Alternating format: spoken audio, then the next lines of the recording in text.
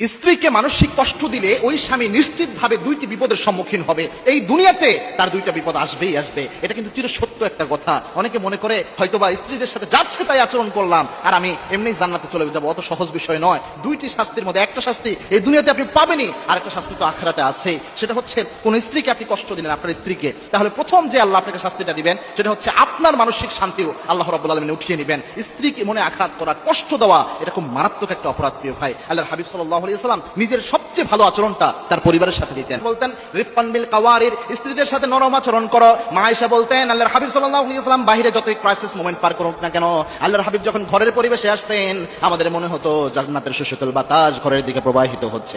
একজন স্বামী স্ত্রী একে অন্যের জন্য পোশাক স্বরূপ আল্লাহ রাব্বুল আলামিন উল্লেখ করেছেন। এজন্য স্ত্রীকে যদি আপনি কষ্ট দেন এই দুনিয়াতে মানসিক শান্তি আল্লাহ আপনার উঠায় নেবে। দুই নাম্বার যে শাস্তিটা আপনি পাবেন সেটা হচ্ছে এই যে স্ত্রীর উপর আপনি জুলুম করেন, কষ্ট দেন, তার চোখে পানি ফেলার আপনি কারণ হন, এটার কারণে